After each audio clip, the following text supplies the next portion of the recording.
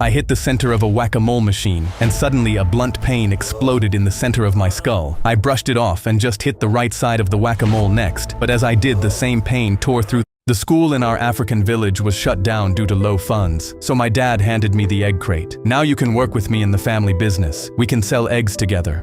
No more boring. My girlfriend gave my dog away while I was visiting my parents for the weekend. I'd had Dexter for 6 years before I met Megan, and on our second date, I told her flat out, he's a package deal. She laughed and said she loved dogs. For a year, I saw dark storm clouds ahead over our whale-watching boat, but the captain turned his radio down and steered us further out to sea. Through the static, I heard the Coast Guard. Return to shore immediately. Weather conditions are critical. It started to pour, but the captain ignored it. I've had 30 years on this water. A little rain never killed anybody, but the sky was black now, and the waves were getting stronger. A woman looked terrified. We should go back, right? He shook his head. Nobody's getting a refund, so enjoy the ride. There were about a dozen of us on the boat, and he was steering us straight into the storm.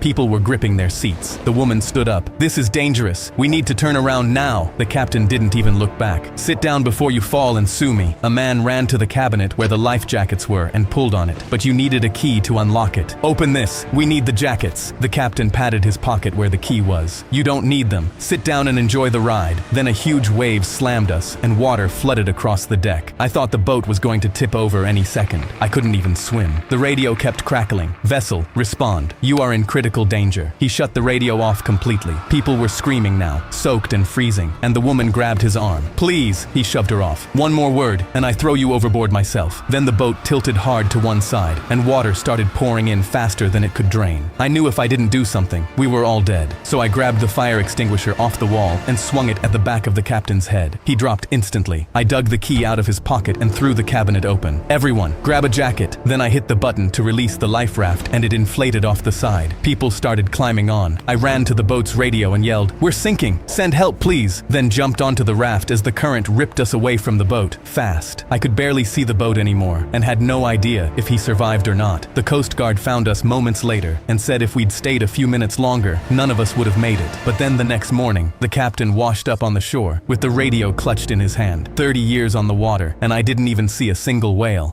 I saw the door quietly open. I was flipping burgers. I woke up one morning and didn't feel. I was driving through a storm to pick my son up from soccer practice, flooring the accelerator, but then I saw a man stranded on the side of the highway. His car was broken down, and he had no jacket, and I remembered my dad teaching me to always show kindness. I pulled over and looked at my son's text. "It's so cold. When are you coming?" I told myself I'd only be a minute and stepped out into the rain. But when I saw the man, his face was blue. He was shivering so hard he could barely talk. "I need a spare tire," he said, pointing at his burst front tire. I gave him my jacket and the thermos of hot tea I'd packed for my son, then ran back and grabbed my spare. He tried to take the tire, but his fingers were frozen blue and he couldn't grip it. "Can you put it on for me, please?" I couldn't believe it and looked down at my phone. My son just texted, "Please hurry, I'm gonna be sick." But I knew the man would die if I didn't help him. So I changed his tire as fast as I could, my fingers bleeding and cracking in the cold as I worked the bolts, praying my son was okay. "You're all set," I told him as I tightened the last screw and watched him climb in. I floored it the whole way to my son, and when I picked him up, he was coughing and shivering. I blasted the heat and told myself everything had worked out. But 2 weeks later, an opponent kicked my son in the head during his soccer game. I instantly sprinted onto the field and scooped him up, but he wouldn't stop twitching. I carried him through the hospital doors screaming for help, but the nurse said, "Take a seat. Someone will call you. My son is seizing. Please take a seat, sir." Then a door opened, and a man in scrubs walked out. My eyes shot open in disbelief, because it was the man I'd helped on the highway. He saw me and stopped. "You gave me your tire in that storm." He looked at my son shaking in my arms. "I'm a neurosurgeon, and that boy needs surgery now." He told the nurse to start prepping him, and they rushed him through the doors. 12 hours later, the man walked out. "He's alive. If we'd waited even another hour, your son would be dead." I started crying and ran in. My son was awake, smiling at me. The fact I'd helped a stranger is the only reason my son was alive.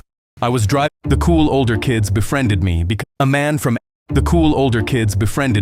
I had a prosthetic leg. And a man from Animal. Do you know what's funny?